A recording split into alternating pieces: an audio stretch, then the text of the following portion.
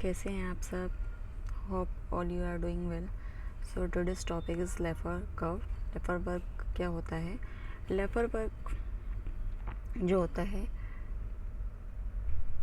Tax rate, ठीक है, और टैक्स रिवेन्यू, ठीक है, दोनों आर से होते हैं. टैक्स रेट और टैक्स रिवेन्यू के बीच में जो है रिलेशन को मतलब दर्शाता है, ठीक है. तो मतलब टैक्स रिवेन्यू, टैक्स रेट और टैक्स रिवेन्यू के बीच में क्या रिलेशन है हमारा, ठीक है, इसे दिखाता है. और ये कैसा रिलेशन होता है? ये इन्वर्स रिलेशन होता है इन दोनों के बीच में. सिंपल सी बात है. देखो, टैक्स रेट जितना कम होगा, ठीक है, तो टैक्स रिवेन्यू उतना ही ज़्यादा बढ़ेगा. क्यों?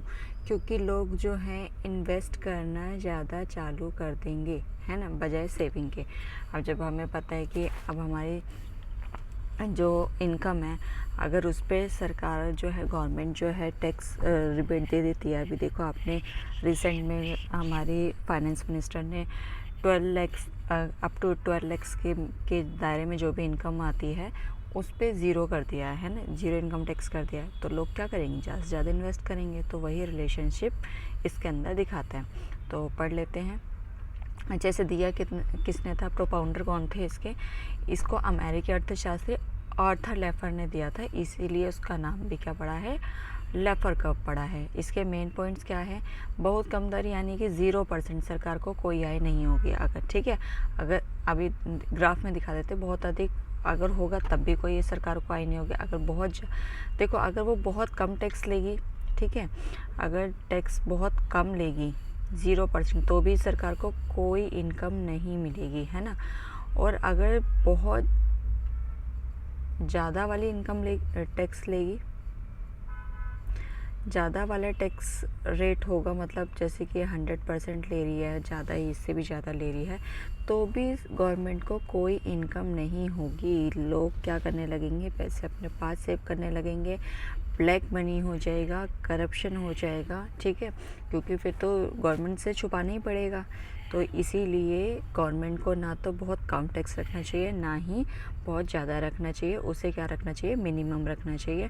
तो देखो, यहाँ पे बीच में एक संतुलन पॉइंट आता है, ऑप्टिमल, जिसे टैक्स रेट कहते हैं, वही रखना चाहिए.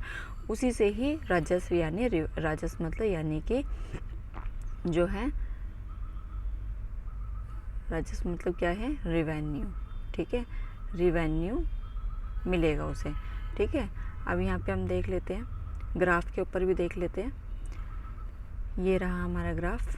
अब देखो, यहाँ पे हमने क्या लिया है? टैक्स रेट, ठीक है, जो कि गवर्नमेंट हमें मतलब लेती है. और यहाँ पे गवर्नमेंट रिवेन्यू, गवर्नमेंट टैक्स मतलब जितने % लगा रही है उसे गवर्नमेंट को कितने रिवेन्यू हो रहा है. चलो देखते हैं.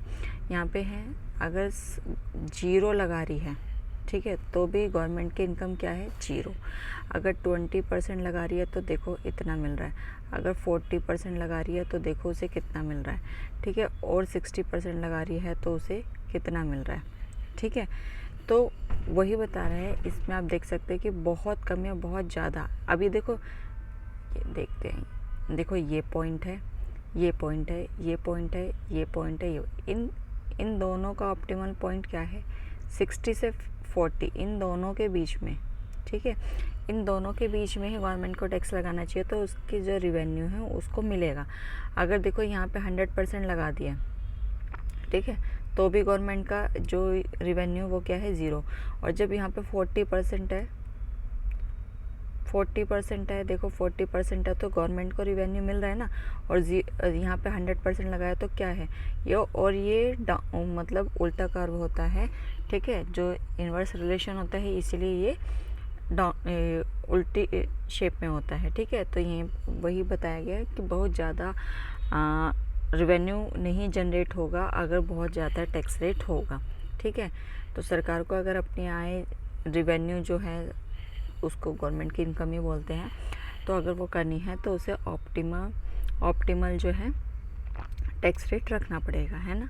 ऑप्टिमल टैक्स रेट जो है वो रखना पड़ेगा, ठीक है. अगर ये छोटा सा टॉपिक है, ना समझ में आए तो कमेंट करके ज़रूर पूछना.